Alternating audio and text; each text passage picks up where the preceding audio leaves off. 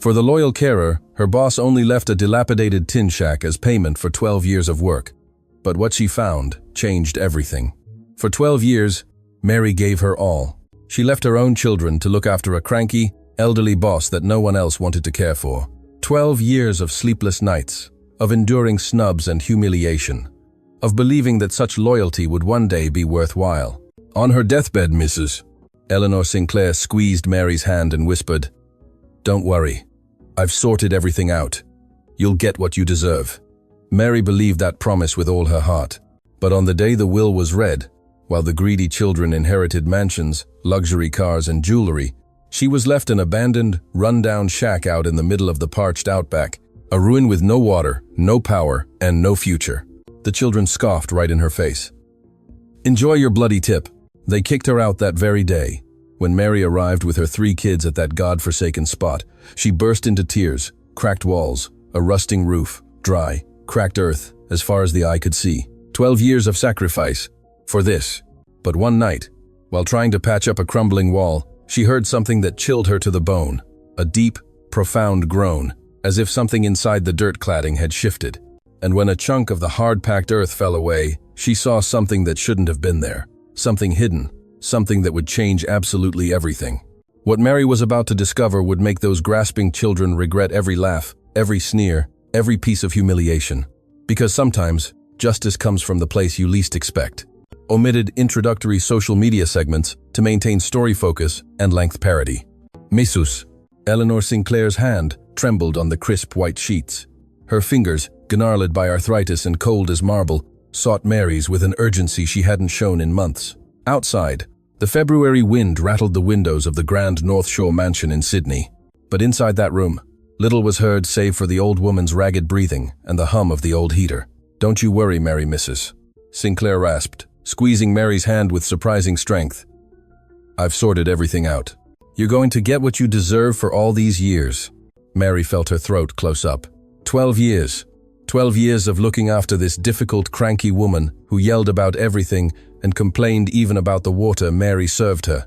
12 years of leaving her own children with the neighbor, rushing back at midnight because the old girl had an ache or a ridiculous whim.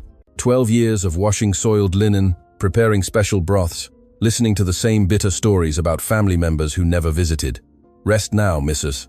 Sinclair," Mary murmured, wiping her forehead with a damp cloth. "Don't talk about that now." But Eleanor shook her head, her sunken eyes shining with something akin to grim determination. "Listen closely, Mary. My children are sharks. Don't trust a single one of them. But you stayed when everyone else packed up." Her voice broke. "Graeme, the solicitor, has the instructions. Everything's in order." That very night, Mrs. Sinclair drew her last breath. Mary closed her eyelids with trembling hands and sat by the bed until dawn, praying softly as the candles burned down. She didn't cry.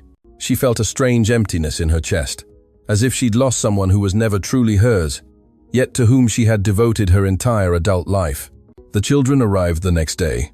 Robert, the eldest, in his city suit and dark sunglasses, strode in as if he already owned the world.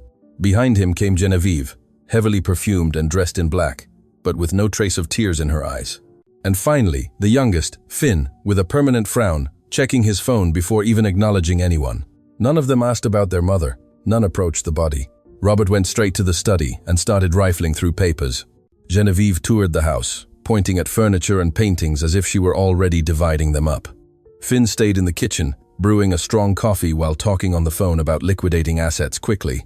Mary stayed in the background, cleaning in silence, preparing the wake that no one else seemed interested in organizing. She felt the siblings' gaze on her, heavy and disdainful, as if she were an old piece of furniture they hadn't yet decided whether to toss or sell. The funeral was brief. Few people attended. Mrs. Sinclair had lived so long locked in her bitterness that she had almost no friends left.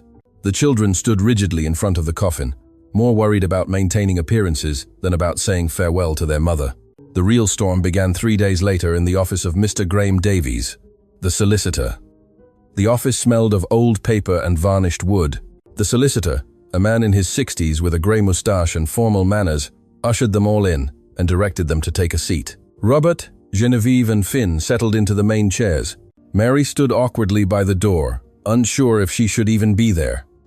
"Please sit down, Mrs. O'Connell," the solicitor said in a neutral voice, pointing to a chair at the back. "You are also included in the will." The three siblings turned to look at her. Genevieve arched a perfectly sculpted eyebrow. Finn let out a short, dismissive laugh. Robert simply frowned as if Mary's presence was an insult. Mr. Davies opened the folder and began reading in a monotone voice. To Robert Sinclair, the Sydney North Shore property, valued at $6 million, plus the main bank accounts. To Genevieve Sinclair, the beachfront unit in Surfers Paradise, the Mercedes sedan, and the collection of inherited jewelry. To Finn Sinclair, the stock market investments and the sprawling weekender property in the Hunter Valley. Mary listened as if hearing the rain. She didn't expect anything, really maybe a bit of cash, enough to cover a year of school for her kids. Perhaps some old furniture she could sell, something. The solicitor paused, turned a page, and cleared his throat. To Mrs. Mary Louise O'Connell, faithful employee for 12 years. Mrs. Eleanor Gomez de Villarreal leaves in full ownership the land and dwelling located at the old Emu farm track, out past Cobar, with an area of 5 acres. The silence was absolute for 3 seconds. Then Finn burst into laughter that echoed off the walls. "That bloody relic," he exclaimed, unable to contain himself. The tin shack where Mum stored her junk. Genevieve covered her mouth with her hand, but couldn't hide a mocking smile. Robert shook his head, as if he had just confirmed something he had long suspected. "That thing isn't worth $50,000, he said scornfully. "It's half fallen down, has no running water, and doesn't even have a clean title deed." Mary felt the blood drain from her face. The solicitor held out a folder towards her with documents and a rusted key. She took them with trembling hands, not quite understanding what had just happened. "You are free to leave when you wish, Mrs. O'Connell," the solicitor said with a look that seemed compassionate. "The transfer processes have been initiated. The property is legally yours." Outside the office in the hallway, the siblings caught up to her. Robert walked until he stood in front of her, blocking her path. He smelled of expensive cologne and something darker, something like resentment. "Listen closely," he said in a low, menacing voice. "I don't know what you put in my mother's head, but don't think you're going to get anything more. That land is rubbish. If you try to claim anything else from this inheritance, we will destroy you in court." Genevieve approached, looking her up and down as if she were an insect. "Be grateful you got something and get lost. You have until tomorrow to get your things out of the house, and don't even think about taking anything that isn't yours." Finn laughed again, that cruel laugh Mary had heard all week. "Enjoy your tin shack, Mary. Hope you can make a living, because you won't be working here anymore." That night, Mary packed her few belongings into 2 old suitcases. Her children, Danielle, 11, Matthew, 9, and little Julian, 6, watched her from the doorway of the staff room, where they had lived all those years. "Are we going, Mum?"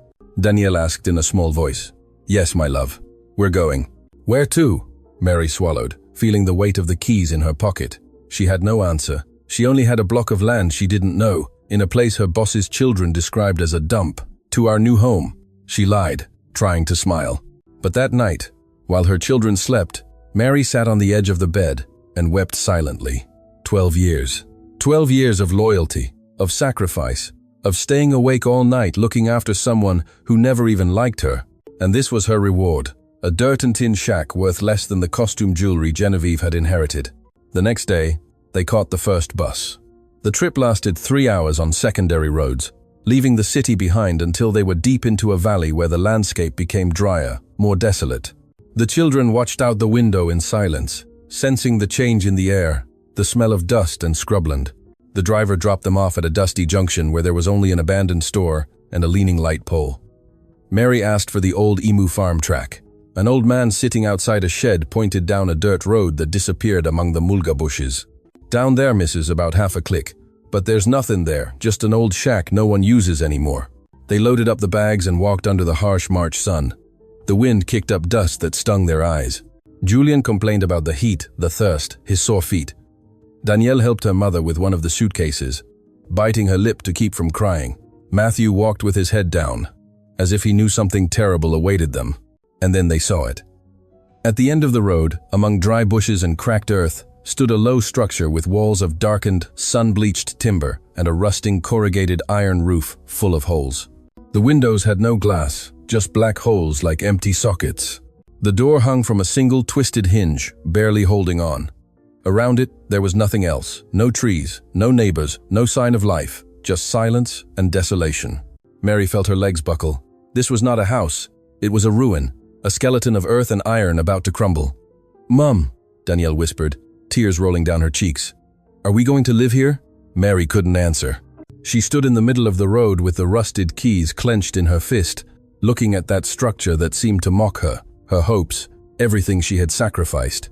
And then, from somewhere deep inside the shack, she heard a creak, a dry sound, as if something had broken or collapsed, or as if something or someone had moved inside. The children huddled close to her, frightened. The wind blew hard, making the twisted door bang against the frame with a dull thump that echoed in the empty valley. Mary took a step forward, her heart pounding in her throat. Something wasn't right about that place. Mary carefully pushed the door. The wood, swollen by moisture and time, scraped against the dirt floor, raising a cloud of dust that made them cough. The midday light filtered through the holes in the roof, creating golden streaks over a gloomy, empty interior. The smell hit them first. Wet earth, mold, something sweet and rotten coming from the walls. The floor was hard-packed earth, uneven, with cracks snaking from one end to the other. In the center were the remains of what was once a table, rotten planks piled against a corner. An old sheetless mattress occupied another corner, stained and torn, with yellowish cotton stuffing spilling out. "Mum, it smells yucky," Julian whimpered, covering his nose. Mary left the suitcases by the entrance and walked slowly through the single large room that made up the structure. The earth-cladded walls were cracked, with chunks of mud falling off in several places. She could see the frame of dry sticks and woven straw beneath the outer layer. In one corner was a small, rusted, wood-burning stove with 3 black stones around it where a fire had once been lit. There was no toilet, no electric light, no running water. Danielle walked up to one of the glassless windows and looked out. The landscape was the same in every direction. Dry earth, low scrub, an immense and empty sky. Not a single neighbor was visible. Nothing was heard but the wind whistling through the gaps in the construction. "How long are we going to be here?" she asked, her voice trembling. Mary wanted to answer with something comforting, something that would give her children hope, but the words got stuck in her throat. She turned away so they wouldn't see her cry, and walked towards the back wall, pressing her palm against the cold, rough earth. 12 years. 12 years for this. "Mum's tired, my love," she finally said, wiping her cheeks with the back of her hand. "We'll settle in as best we can for today. Tomorrow, we'll see what to do." They spent the afternoon trying to make the space habitable. Mary swept the dirt with a bunch of dry branches she found outside. Matthew helped carry out the rotten mattress, dragging it to the yard where they left it in the sun. Danielle cleaned the stones of the stove while Julian gathered sticks for a fire. When the sun began to set, the cold hit suddenly. Mary started the fire with difficulty, using the last pages of an old newspaper in her suitcase and the dry sticks Julian had collected. The small, trembling flames barely warmed the space. The children sat around it, wrapped in the 2 blankets they had brought, their stomachs rumbling with hunger. Mary had bought bread and 2 cans of baked beans at the junction store. She heated the beans in a dented pot she found behind the shack and shared the bread among her children. They ate in silence, watching the flames, listening to the creaking of the old wood and the wind beating against the loose tin on the roof. "Can we go back to the city tomorrow?" Julian asked with his mouth full. "No, my love. We don't have a house there anymore. But we don't have a house here either," Matthew said with that crushing logic of children. "This is a horrible place." Mary swallowed, feeling her chest tighten. "It's what we have, and we'll be fine, you'll see." But when night fell completely, Mary knew she had lied. The 4 of them slept on the floor, on the blankets spread near the dying embers of the fire. The cold seeped through the cracks in the walls and the holes in the roof. Mary held Julian tight against her chest, feeling him tremble. Danielle and Matthew huddled together on the other side. None of them could sleep well. Every time the wind blew, the whole shack seemed to groan as if it were about to collapse. Mary looked at the dark ceiling, where the stars peered through the holes in the iron. She prayed in silence with fragmented words that barely made sense. "Mrs. Sinclair, why did you do this to me? What did I do to deserve this?" But only the wind answered, whistling through the gaps. The following days were a constant battle against despair. Mary tried to repair the walls as best she could. She mixed dirt with water in a rusted bucket she found in the yard and applied it to the biggest cracks. But the new mud dried unevenly, falling off in pieces the next day. The roof leaked every time a cloud passed, soaking the floor and turning the earth into sticky mud. She walked to the junction to ask for work. She was told that in the nearest town, 10 kilometers away, she might find something in the shops or on a farm. But without transport, without money for the bus, it was impossible to get there. She tried to plant a small vegetable patch in the yard, using seeds a man at the junction gave her out of pity.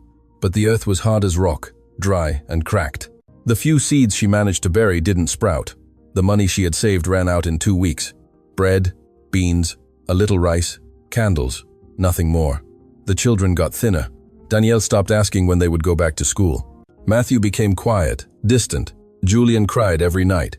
One afternoon, while Mary was sitting in the yard looking at the empty horizon, an old ute pulled up in front of the property. A man in his 52nds with a straw hat and a plaid shirt got out and approached slowly.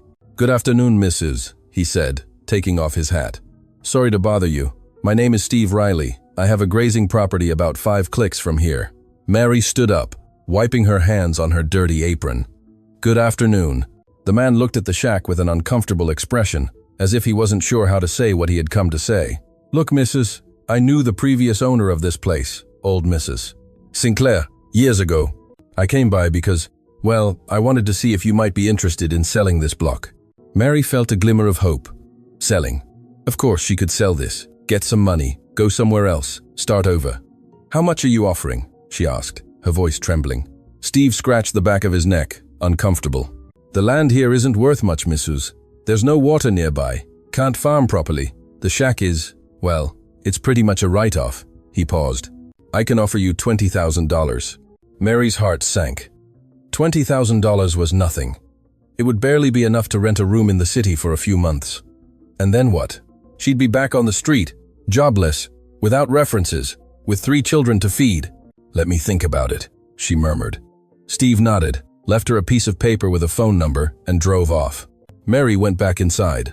The children were sitting on the floor playing with stones they had painted with ash from the fire. They looked dirty, tired, sad. They no longer looked like children. They looked like shadows. That night, after tucking them in, Mary stayed awake, staring at the mud walls.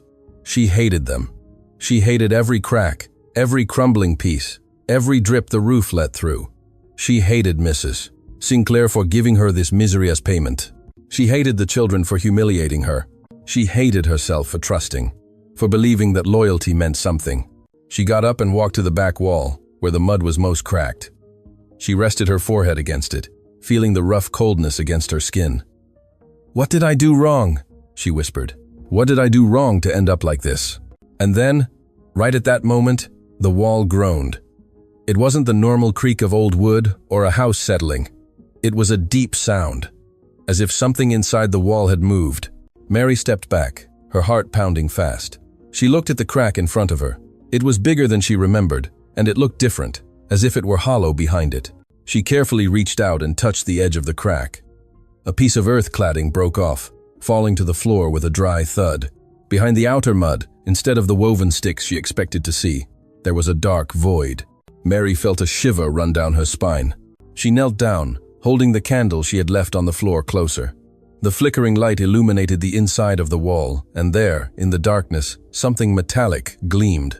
Mary held the candle closer, her hand trembling so much that the flame danced, casting erratic shadows on the walls.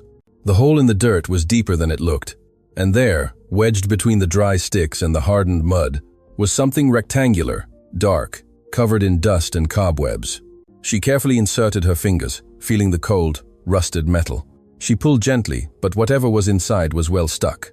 She had to rip out more pieces of mud, widening the crack until she could fit her whole hand in. The object gave way with a dry crunch. Mary pulled it out, holding it against her chest as she sat on the dirt floor. It was a metal strongbox, the size of a shoebox, completely rusted at the corners, with an old lock but no key. It weighed much more than she expected. Her heart was beating so hard she could feel her pulse in her temples. She looked over to where her children were sleeping, huddled under the blankets. They were still, lost in the deep sleep of exhaustion. Mary took the box to the stove, where the fire's embers still provided some light. She placed it on a stone and searched through her things until she found an old knife. She stuck the tip into the rusted lock and pushed hard. The lock was old, weak. On the third try, it broke with a metallic snap. She slowly opened the lid and gasped for air.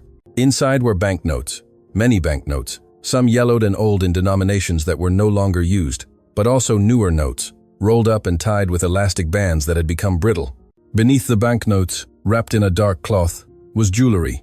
Gold rings, a necklace with stones that sparkled in the firelight, earrings with settings that looked antique, and at the bottom of the box, folded several times, was a thick, yellowed piece of paper.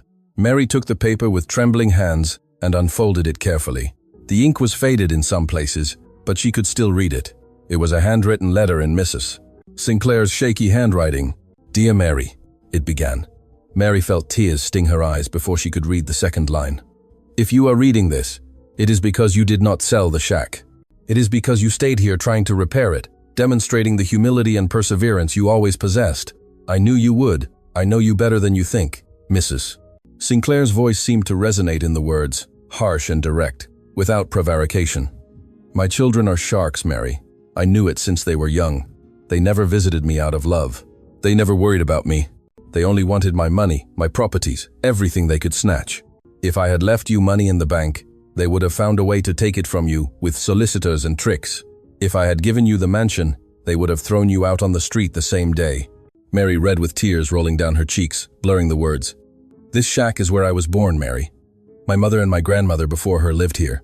We were a humble family of farmers who worked the land when there was still water in this valley. When I married and moved to the city, I kept this place a secret. I never sold it. I never told my children about it. This place was my sanctuary, the only piece of my life they couldn't touch." The letter continued in a shakier hand, as if Mrs. Sinclair had been very ill when she wrote it. "For years, I kept what really mattered here. It's not just this box, Mary. There's more. Much more. The gold I inherited from my family, the jewels I never wore, the money I saved without my children knowing. It's all in these walls, hidden in the dirt cladding, away from their grasping eyes. The value of what's here is 10 times what the North Shore mansion is worth, maybe more." Mary stopped breathing. She looked at the walls around her, the cracks, the pieces of mud that had fallen off. How much more was hidden there? "It's all yours, Mary. Every dollar, every jewel, every gram of gold. You deserve it.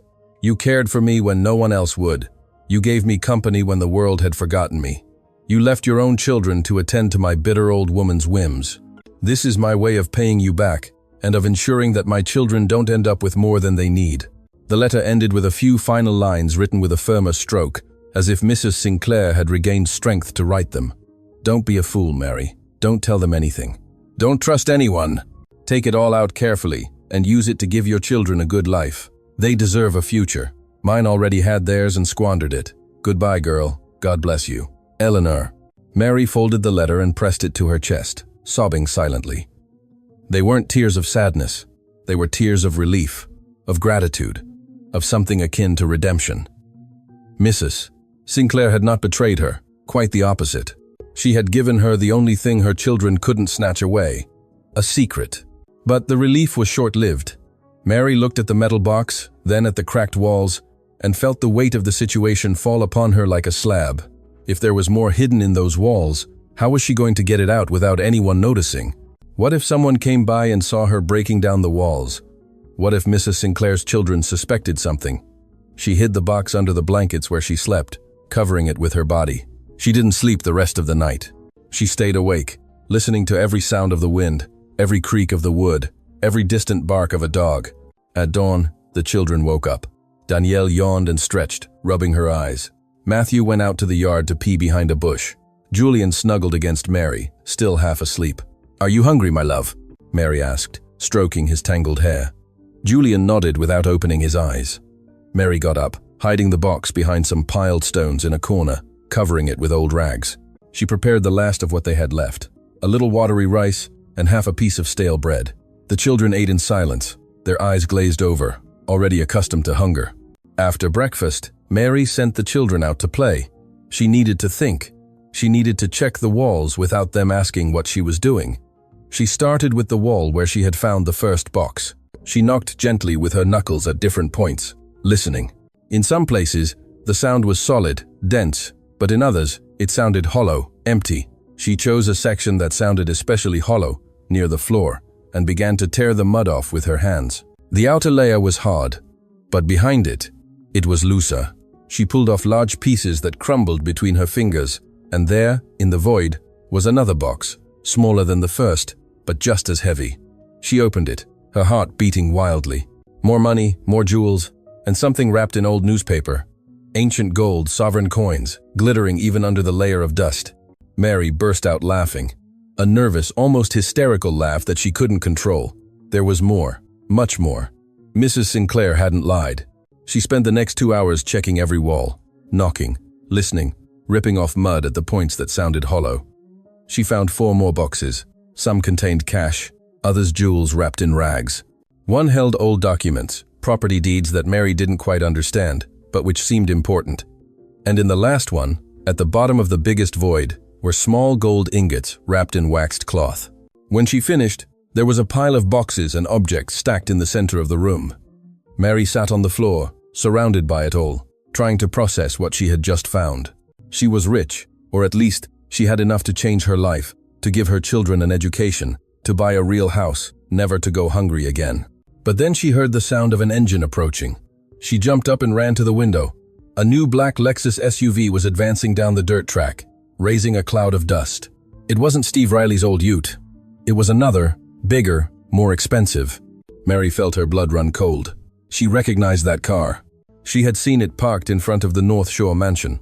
It was Robert's, Mrs. Sinclair's eldest son. He was coming towards the shack.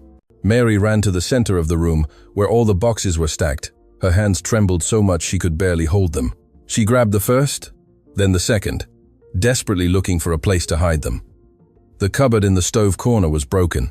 Under the mattress was too obvious. The car engine was getting closer, roaring down the uneven road. "Kids!" she shouted towards the door. "Get in here, quick!" Danielle, Matthew, and Julian rushed in, their eyes wide from their mother's urgent tone. Mary was already kneeling by the back wall, pushing the boxes back into the holes she had opened, covering them again with loose mud chunks, with rags, with whatever she could find. Her fingers were bleeding from scraping the dirt. "Mum, what's wrong?" Danielle asked, scared. "Nothing, my love. Just help me quickly. Grab those rags and cover them up." The children obeyed without understanding, piling the old rags over the mounds of fresh earth Mary had heaped up to plug the holes. It was badly done. It was obvious things had been moved, but there was no time for more.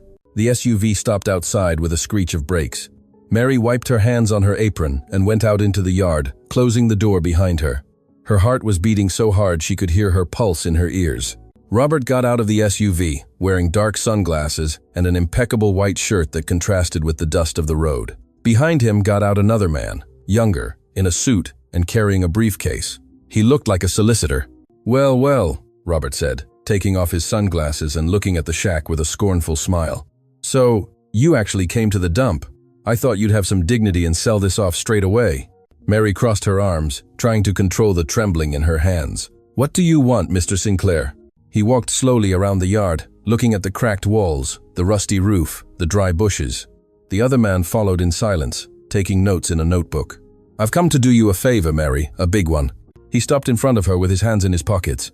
"I know this thing is worthless. I know you're starving out here. My siblings and I have been talking, and we feel sorry for you." The word sorry sounded like an insult. "I don't need your pity." Robert smiled, but it was a cold smile. "Of course you do. Look at this. No water, no power, no way to feed your children. How long do you think you're going to last here? A month? 2? He paused. "I'm going to buy the land from you. $50,000. It's more than it's worth, believe me." Mary clenched her fists. $50,000. To him, it was peanuts. To her, before finding the boxes, it would have been a fortune. But now, it's not for sale. Robert raised an eyebrow, surprised. Then he let out a short laugh. "Pardon? I said it's not for sale. This shack is mine. Your mother left it to me, and I'm staying here." Robert's face hardened. He took one step closer, invading her space, looking down at her with cold eyes. "Listen closely, Mary. I don't know what my mother put in your head, but this isn't charity. This is business. If you don't sell now, you'll end up begging someone to buy this for $10,000, and by then, I won't be interested." Mary met his gaze, even though she felt her legs shaking. "Thanks for the offer, but no. Good day." She turned to go inside the shack, but Robert grabbed her arm tightly. Mary felt the grip as a sharp pain that shot up to her shoulder. "Don't turn your back on me," he hissed, bringing his face close to hers. "Do you know who I am? Do you know what I can do? I can make you lose this property in court." I can prove my mother wasn't in her right mind when she made that will. I can leave you with nothing." Mary looked him straight in the eye, feeling something dark and cold in her chest. "Let me go." Robert released her with a shove. Mary stumbled backward but didn't fall. Inside, she heard Julian start to cry. The man with the briefcase cleared his throat, uncomfortable. "Mr. Sinclair, perhaps we should." "Shut up." Robert cut him off without looking. He turned his attention back to Mary. "You have 1 week to think about it. After that, I'm starting the legal proceedings to annul the will, and I assure you, I will win. I always win." He walked towards his SUV, but before getting in, he stopped and looked at the shack again. His eyes scanned the walls, the roof, as if he were evaluating something. "You know what the funniest thing is?" he said suddenly. "My mother hated this place. I never understood why she didn't sell it. She said it held memories, but she was a silly, ridiculous old sentimentalist." He got into the SUV. 1 week, Mary. Think carefully." The engine roared, and the SUV turned around, driving away down the dirt road and leaving a cloud of dust that took several minutes to settle. Mary walked into the shack, her legs trembling. The children were sitting on the floor, scared. Danielle was hugging Julian, who was sobbing into her shoulder. Matthew was looking at the door with clenched fists, as if he wanted to fight but didn't know how. "Who was that, Mum?" Danielle asked. "No one important, my love. He's gone now." But Mary knew that wasn't true. Robert wasn't one to give up easily, and if he started investigating, if he hired solicitors, if he started asking questions about the shack and why his mother had left it in the will, no, she had to be smart. She had to get all the treasure out of the walls and hide it somewhere else before he came back, and she had to do it quickly without drawing attention. She spent the rest of the day taking the boxes out of the holes and looking for a better place to hide them. She ended up burying them in the backyard, under a gnarled gum tree, marking the spot with 3 white stones. It wasn't perfect, but it was better than leaving them inside the shack. The next day, she walked to the junction to use the public phone. She called Mr. Davies, the solicitor. "Mrs. O'Connell," the solicitor said, sounding surprised. "How are you? Is everything all right with the property?" "Mr. Davies, I need to ask you something. Is it true that Robert Sinclair can annul the will?" There was a long pause on the other end of the line. "Did he say that? Did he visit yesterday?" "He threatened me. He said he was going to prove Mrs. Sinclair wasn't in her right mind when she signed it." The solicitor sighed. "Mrs. O'Connell, Mrs. Sinclair's will is rock solid. It was drafted with all legal formalities, with witnesses, with a medical assessment. She was fully aware of what she was doing. Robert can try to challenge it, but it will cost him a lot of money, and he will very likely lose." "Very likely? You're not sure?" Another pause. "In law, there are never absolute certainties, madame, but you have a 90% chance in your favor. That property is legally yours." Mary thanked him and hung up, but she didn't feel at peace. 90% was not 100%. And Robert had money, connections, expensive solicitors. She had nothing but a dirt and tin shack and a secret buried under a tree. The following days were spent in constant alert. Every time she heard an engine on the road, her heart sped up. Every time she saw dust on the horizon, she went out to the yard to see who was coming. But Robert did not return. Instead, someone else arrived. It was a hot late March afternoon when Mary saw a man walking down the road carrying a heavy backpack and a walking stick. He was older, around 70, with sun-weathered skin and a frayed hat that looked decades old. He stopped in front of the shack and took off his hat, wiping the sweat from his brow. "Good afternoon, Mrs.," he said in a husky but kind voice. "Sorry to intrude. My name is Sid Ochoa. I live in the town down south." He pointed south. "I was passing by and saw smoke. Nobody's lived in this shack for years. Are you new around here?" Mary nodded, distrustful. "Yes, the shack is mine now." Sid looked at the walls, the roof, and nodded slowly. "Ah, I see. So, you're the one who inherited from old Mrs. Sinclair." He looked at her with tired but penetrating eyes. She was a good woman in her own way. Difficult, but good. "Did you know her?" "Of course. I was born in this valley. I knew her family since I was a boy. Her grandmother, old Granny Sinclair, was a midwife. She attended my sister's birth." He smiled nostalgically. "This place has history, Mrs. A lot of history." Mary felt a chill. The old man kept looking at the walls as if he could see through them. "You know," Sid continued, adjusting his backpack, "there was a time when this was one of the richest houses in the valley. Mrs. Sinclair's family used to work gold. There was a small seam in the hills, nothing huge, but enough to live well. He paused. When the water dried up and the seam ran out, they all left. But they say the family never sold the gold they collected. They kept it for hard times. Mary felt her mouth go dry. They kept the gold? Sid looked at her with a strange smile. That's what they say, but they're just old bush tales, eh? He put his hat back on. Anyway, I just came to introduce myself. If you need anything water or help with repairs, let me know. I don't like to see a family doing it tough. He turned around and began to walk away. Mary called out to him.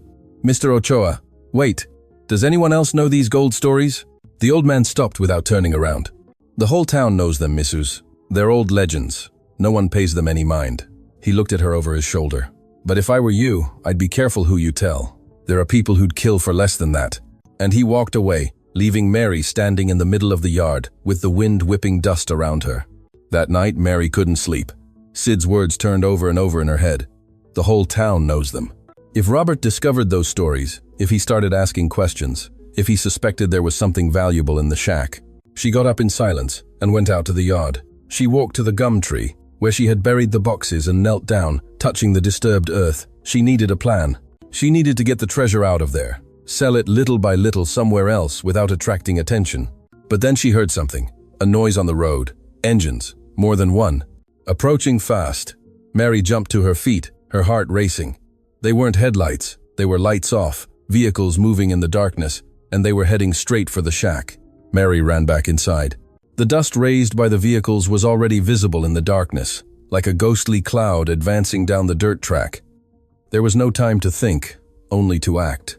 "Kids!" she shouted as she entered. "Wake up, now!"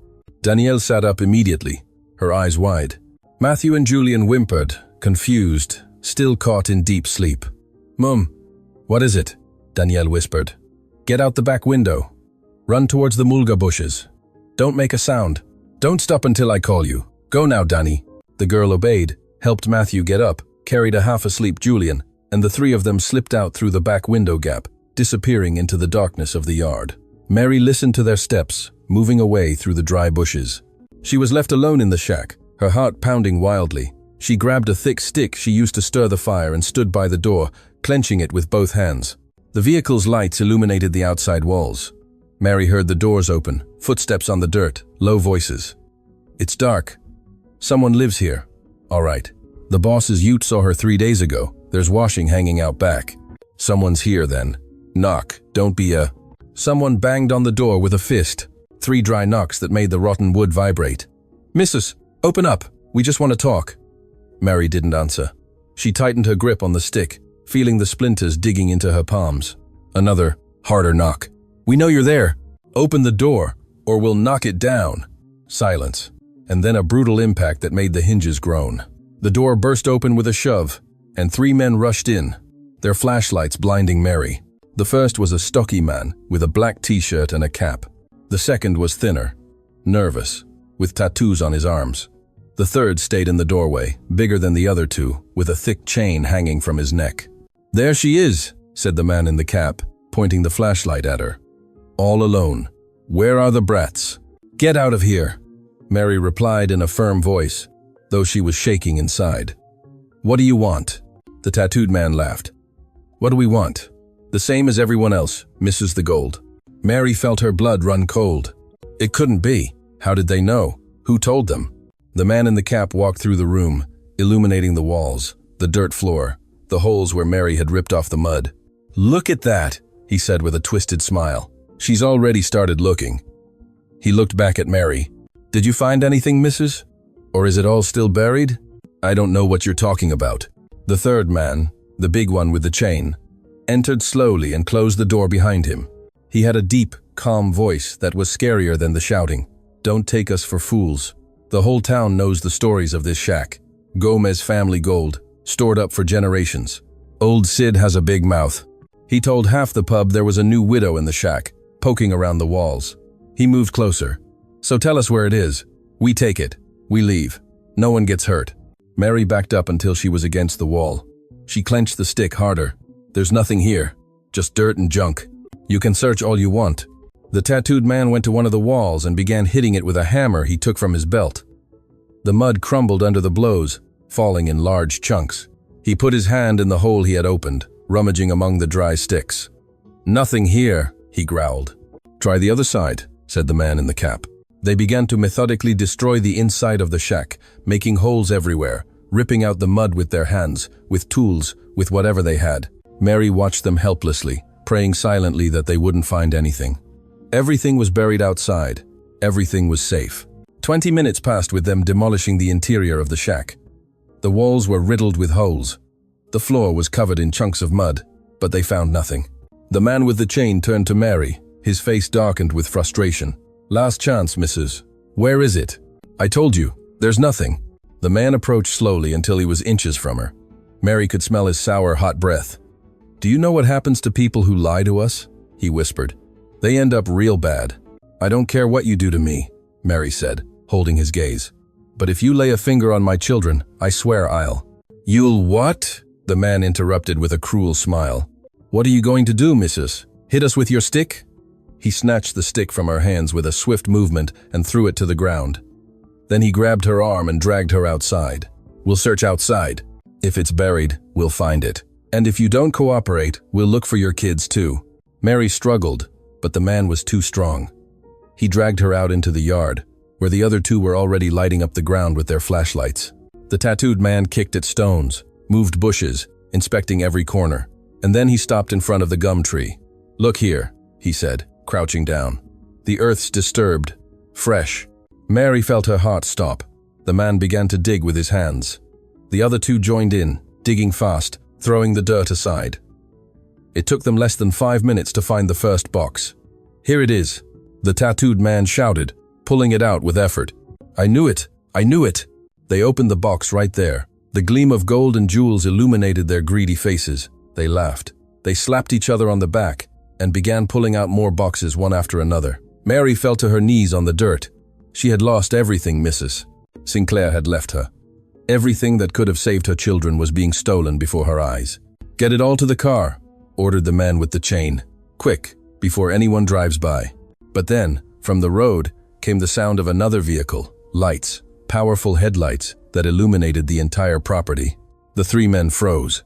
The man with the chain pulled a knife from his belt. "Who the hell is that?"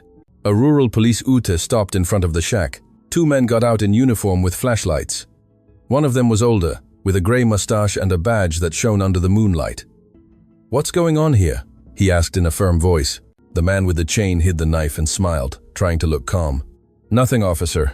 We're just helping the missus look for some things she lost." The policeman looked at the open boxes, the scattered gold, the holes in the earth. Then he looked at Mary, still on her knees with tears in her eyes. "Is that true, missus?" Mary shook her head. "They're robbing me. They came by force. They destroyed my shack. They're taking everything." The younger policeman put his hand on his weapon. "The 3 of you, against the ute. Now." The man with the chain took a step back, assessing the situation. For a moment, Mary thought they would fight, but then the man slowly raised his hands. "Calm down, officer. We don't want any trouble." Too late for that. Hands on the bonnet. They handcuffed them one by one, while the older policeman helped Mary to her feet. "It's all right, missus. Did they hurt you?" "My children," Mary whispered. "They're hiding in the mulga bushes."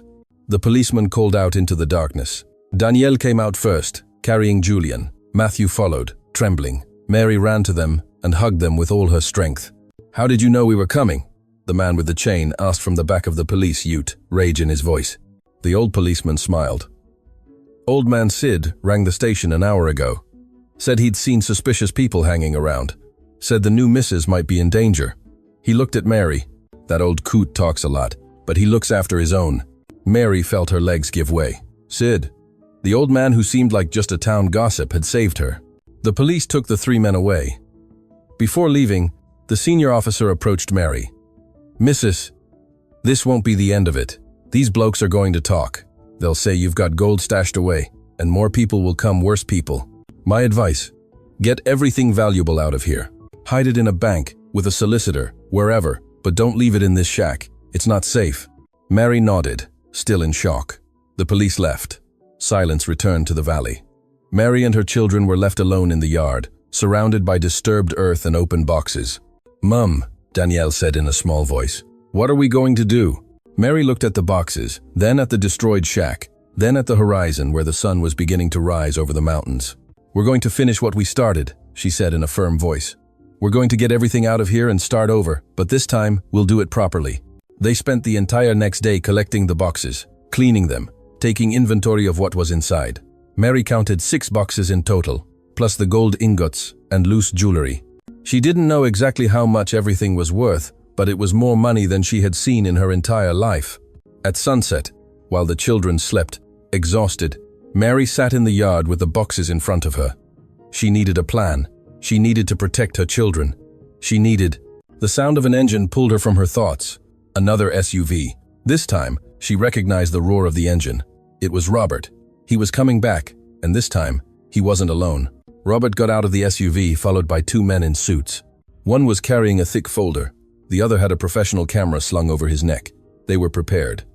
Mary stood up, positioning herself between them and the shack. The children were still asleep inside. The boxes were stacked near the back wall, covered with old tarps. "Mary," Robert said with a false smile, "what a surprise to find you still here. I thought you'd have bolted after last night's incident." So he already knew. Of course he knew. He probably had contacts in the police, people who passed him information. "What do you want now?" Mary asked, crossing her arms. Robert walked around the yard, observing the holes in the earth, the destroyed walls of the shack, the mess. "I've come to offer you a way out.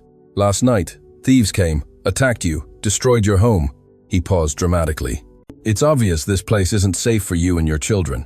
It would be terrible if something worse happened." The man with the folder approached. "Mrs. O'Connell, I am Mr. Bermudez, legal representative for the Sinclair family. We have a formal proposal." He opened the folder and took out some documents. $100,000 for the complete property. Immediate transfer. You can sign right now, and you'll have the money in your account tomorrow. "And if I don't sign, what?" Mary asked. Robert took off his sunglasses. His eyes were cold as ice. "Then we start the legal process to annul the will. And believe me, Mary, I will win. I have witnesses who will say my mother was senile.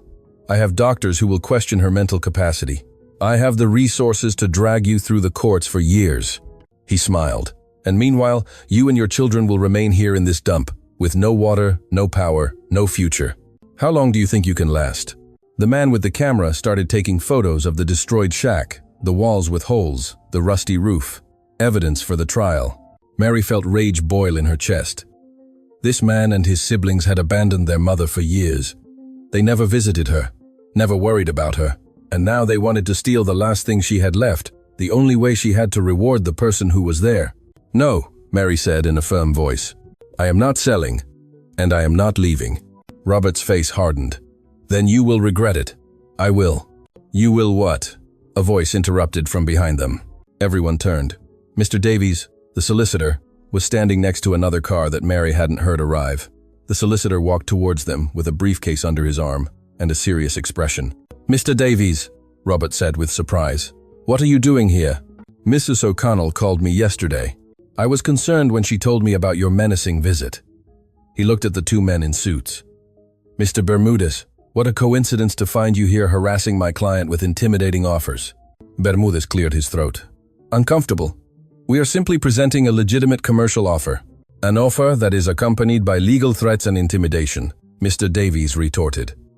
He opened his briefcase and took out some documents. "But since we're all here, allow me to remind you of a few facts. 1. Mrs. Eleanor Sinclair's will was drafted 3 years before her death, when she was completely lucid. 2.